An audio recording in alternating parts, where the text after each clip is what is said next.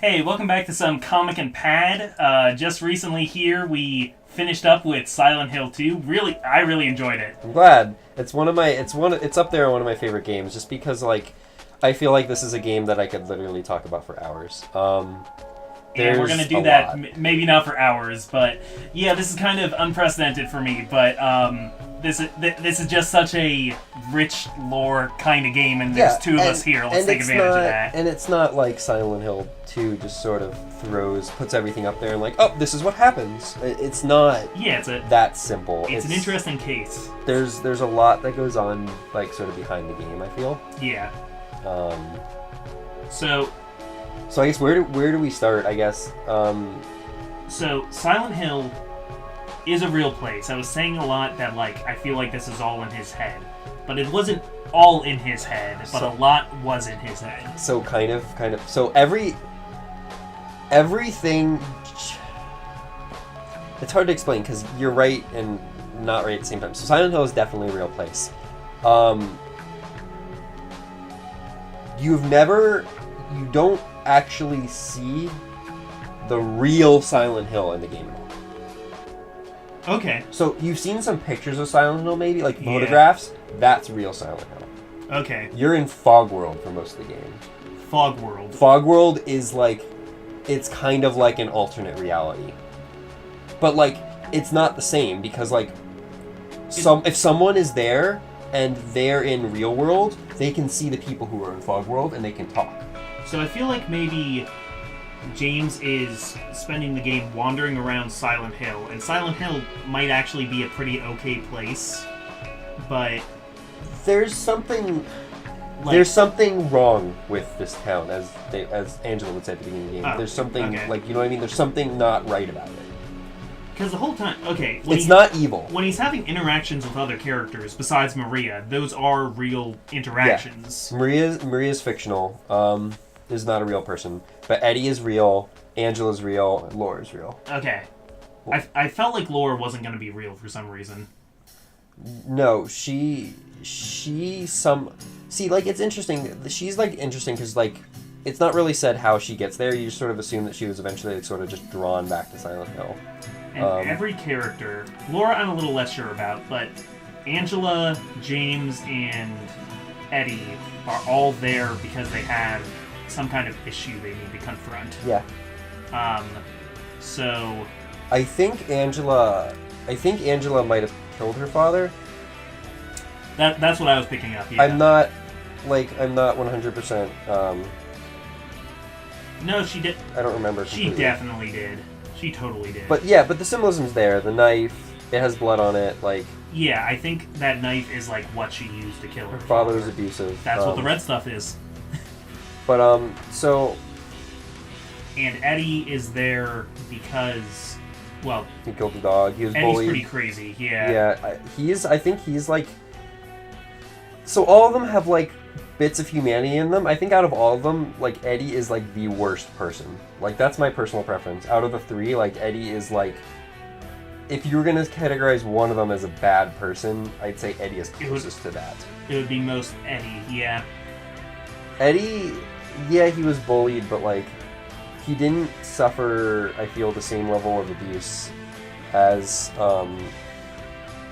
Angela, and he didn't have the remorse that James had. Yeah, I mean, bullying sucks, but he doesn't even seem to. Yeah, Angela is tearing herself apart over what she did, and it sounds like it was mostly in self-defense. Mm-hmm. So a really neat thing going back to Silent Hill itself. So there's real world. Laura actually is in real world. Laura's the only person. That's why she can't see the monsters. That makes sense to me, yeah, because she takes everything way too calmly. And just everything's fine to her, and she's oh, well, this is such a nice hotel. And it looks it might be a little old and maybe not abandoned, but it's not creepy. Yeah. It's not Fog World. It doesn't have things walking around. But Eddie and Angela are both most of the time in Fog World. You might not have known this, but so now talking about the third place, Otherworld, right? Yeah. The very, very dark place. Yes, the very, very the place that makes you want Fog World back. So James it's most apparent in Brookhaven, but James's Otherworld is very kind of cold, not like cold like as in physically, but like cold like metaphysically, like isolation. Yeah, no light, darkness. Yeah, very dark, quiet. That symbolizes the absence of Mary, or Mary being in the hospital, Mary being away. So that's like his like state of depression for losing her, whereas Fogworld might be more of his like denial. Well, Fogworld isn't anything him. Everyone sees Fogworld the same way. Fogworld is just a static thing. But every person sees Otherworld differently. That's where it gets interesting. But back to that, in Brookhaven, you saw all the medical sheets and all. And you're like, oh, this is kind of weird. Why is there like stuff on all the like the sterilization and of the hospital? So an interesting thing is you've actually seen both Eddie and Angela's Otherworld. Yes, Angela's Otherworld. Angela's Otherworld was the burning building and the room with the things coming out of the walls where I fought the first bed monster. Very flesh and very like sexual. Yeah, and very it's representation of her father sexually abusing her. Yeah, and so is that. And another interesting thing is like the creatures inside are also unique to each person. However, the Abstract Daddy is the exception because the Abstract Daddy is from Angela's. That is a monster from Angela's Otherworld, and it bled into James's. Okay, because it affected him. And that's why they start showing up. Okay, when were we in Eddie's Otherworld? The meat locker. Okay. Cold. Frozen over, I guess, like he's numb to pain. Kind of rotting and stinking. It's a nod to like. That one. It's also a nod to his weight with all the meat. Yeah. And the coldness sort of represents his detachment. Okay. To the world, how he sort of just doesn't care. I get that. I don't think it's as illustrative as Angela's, but okay, I get that. And that means the most emotional parts with each character were in their other worlds. Like that's when James was truly connecting with other people. So I've got a cool little reference like article up here to sort of like help me remember everything and like touch on as much as we can. Yeah. For everyone watching, but so basically, Angela's Otherworld sexual nature is evidenced by its flesh-covered walls. One of the rooms in his Otherworld has pistons, and the way that thrust through the manner of suggesting sexual intercourse is a direct reference to Angela's father. The room has 23 pistons, which could be symbolic of how many times she was abused. However, there's no backing supporting this, but there is specifically 23, apparently. Okay.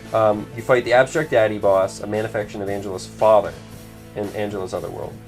Yes. Her Otherworld also has elements of fire, which is a manifestation of Angela's psychological feelings that she was in living hell due to her past abuse. So that's why she says, oh, you see it? Well, it always looks like this for me. Yeah. Because she's always living in that. Okay. And James is, of course, dark and depressing with an overall gloomy atmosphere. Yeah, alone. They're deserted. But as the game progresses, the creatures come and get progressively harder to kill. So this is symbolic of James's mind trying to prevent him from discovering the truth. So I'm guessing James actually has more monsters because they're fighting him. Yeah. Because he's trying to fight it and suppress it, whereas I guess the other people necessarily aren't. Yeah, Angela didn't seem to be putting up much of a fight, and I don't know, Eddie was just sort of going with it. A lot of time you see a lot of medical equipment all over the place, which is obviously Mary's illness. But then it gets interesting because when you start getting into the end of the game, once James learns that he killed her, his Otherworld changes. If you notice, there's a lot more water. Yes. What was the? I wasn't sure what the water like represented. I felt like it was a thing. It's sort of like after he accepted his role, it sort of felt like he was drowning in sorrow. Okay. And drowning in sadness. So that's why you had a lot of the water. Because there's a lot of times with Pyramid Head, you couldn't fight Pyramid Head really until the very end. He was impossible to fight. And we were stuck in the one room with him until the water drained away. Yeah, that was a lot earlier, and I'm not 100% sure how that really plays in. But like maybe that also was like it was an obstacle. It was something preventing him. It was like his sorrow and sadness was like sort of causing him to fight his fears. Maybe. Yeah, but I like the idea that like there were places where you had to confront and be in the room with Pyramid Head, and at the end, James like kind of sits down and says, you know, I needed you to help me, you know, process the pain so I could punish myself. But no more of that, and he stands up to the Pyramid Heads, and eventually they recognize that he's fighting them and end themselves. Yeah. And back to Pyramid Head, Pyramid Head is, like, kind of became, like, a mascot for the series, which, it's, like, cool because he's a cool mascot, but at the same time, like, he doesn't belong in any other game. And that's why people got really upset when he showed up in Homecoming, because he just does not belong in that game at all. I've heard Yahtzee Croshaw saying that a lot, that, like, Pyramid Head should really have just been, like, James's monster. Yeah, because that's what he is. He's an executioner. He's meant to punish James for his crimes. And that's why he has a torture dungeon. But that's also why, well, another thing is if you notice, he, like, murders Maria over and over again, which is like basically a manifestation of Mary. It's to remind James that he killed his wife. Yeah, because so he murders her over and over again. And a Pyramid Head's a part of him, and that's why I think it's really cool that you can get his sword. Yeah, that is really neat. He's also like a representation of his sexual frustration. If you notice at the very beginning when you first meet him with the mannequins, who also play into that same. That's why they're there. Yeah, they're two bottoms of like. Because she was in the hospital. Yeah. And nurses, I mean, he must have been really sick of seeing nurses, and the walkers vomit.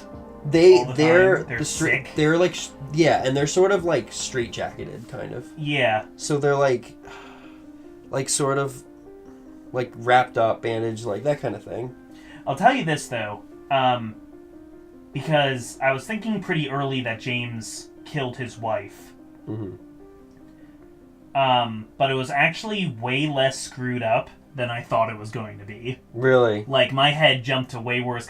I thought we were going to find out that James was actually, like, a terrible, terrible person. That he was, like, psychotic before he I think that's too predictable. And, like, I feel like this game, like, I like this better because it, like, redeemed him in my eyes. And it's more humanizing. I wish he didn't kill himself, but that's on me, I guess. Well... Yeah. I kind of get it though, because like if you keep yourself in the green and you like take care of yourself more, that's how you get the. And you said the thing about like if you keep checking on Mary and if you like try to keep any harm from her, and like if you like Maria and take care of her, like you get the ending where he just sticks with Maria. It's not a you do X and you get this ending. It's like you sort of have to. There's like factors. Because I remember, after I got in water, me and my friends were like, okay, we're gonna try and get the other ending real quick. So we loaded my last save, and I viewed the Portrait of Mary 100 times, and nothing happened to change it. So it's like over time. It's not like you can just do something right before your save ends. It's like by the time you get to that last save, your choice, your ending is locked in already. It's like psychologically evaluating. There's actually memos you get at the very end in the room. In like the room with the tape and the TV. Yeah. And if you view them, they basically tell you the requirements for the other two endings that you don't have and how to get them, sort of. Oh. So you can sort of figure out which one you're on track to get. Interesting. But that's the only way you can know. Who else is there? Maria's pretty obvious what she is. And I guess Laura was just somebody who knew Mary and locked me in a room with flesh lips. Yeah. Another interesting thing about the Mary boss is that Mary can... Well, you fought Maria, technically. But it can be Mary. Oh. If you get the Maria ending, I believe it's Mary. I see. And Mary will hold a grudge against James for killing her. She proceeds to attack. Or... Let me see. I did think it was Either way, you have to fight that boss. I originally thought that if you got the Maria ending, lost out on the last boss. Huh. But the Maria boss looks a little different apparently. With it doesn't have the tentacles as hands instead. Huh. I did think it was interesting. I liked the angle though. Also that he feels bad because, in a way, he killed her because he didn't want her to suffer. But he also admits that it was for himself. Yeah, because it wasn't easy on him. And I get that like, I don't know, I've heard people who were in these situations say, or from like biographies I've read of people who were in these kinds of, that like people who had to take care of a sick loved one or something, like even though they loved them, in a way kind of started to disdain them, and just how much like sadness was around all the time because of them, and you know, you must just feel really horribly guilty for that like you would even think that like, you know, part of James was saying like, well, I kind of wish she would just die already. Mm-hmm. Yeah. Because it was so hard on both of them. And then he eventually did kill her. Yeah. But she didn't want that at the end. Because, yeah, it sounds like she didn't really want him to kill her. I mean, maybe part of her did, but like, then she came back around and said, but I don't want to die. I mean, really, there's no easy way out of that situation. She just wants to not be sick, and that's not happening. But, you know, killing her probably wasn't the right thing to do. So I can see how he's feeling a lot of guilty. But he has to move on from it. He has to accept what happened and move on. And like, honestly, like, Silent Hill is not evil. So like, this is a really weird way to look at it, but like, Silent Hill will have you get over something. Like, it is there to guide you and help you. Like, but not in a way of like, you know what I mean, helpful. It's like, it helps you by being like forcing you to like. If you notice that, like, especially at the end when doors sort of just go places, it's the town guiding you, sort of. Yeah, I guess how roads are mysteriously just out. Like, and once you get in town, you can't go back. And at the same time, I guess the town won't do it all for you though, because like, it's not like Eddie got over all his problems, figure it out. Or Angela seemed like she was still working through a lot. And that also explains why some things just are, like, why there's a hair in a box. Why is there a hair in a box? It's what you need. Yeah. It's exactly what you need. Yeah. Why is there a light bulb in a can? Yeah. It's exactly what you need. But you got to figure it out a little bit. You got to find it. That makes a strange amount of sense. Mm-hmm. That makes a stupid amount of sense. So it's the town like trying to push you forward and trying to get you to overcome what's like in your mind, like overcome what you're suppressing. Like, whoa. Yeah. All right, well, I really enjoyed it. I mean, I can't say it's the best horror game I've ever played because I've really only played the one. Oh man, that sucks because now you're gonna become like me, where you like the genre, but it's just like you can't stand anything else because it's not as good. It was scary in all the right ways for me, though. Yeah. Like, it made me tense a lot, but by the end, I wasn't even really getting scared anymore. I was just like, what's gonna happen? Yeah, you just what's happening? Like, I'm pretty sure, like, after you killed Pyramid Head, like... But, like, that also sort of... The neat thing about that, too, is that sort of, like, can mirror... The fear of the player can sort of mirror James's own personality, because once he's killed Pyramid Head, it's like, he's on a mission. I wasn't scared anymore. He's not in the dark anymore. I was just prepared to finish the game. But, like, once you... I'm pretty sure you were scared up until that fight, right? Fighting the Pyramid Heads? Yeah. Yes. And then after that is when it all went away. Because there was a big steel door and 100 save points. And the 9... Yeah, those 9 save points. That's just morose. Yeah, like, oh, how do you want to scare... How are we going to scare the player? Oh, let's just put 9 save points in one spot. Because why not?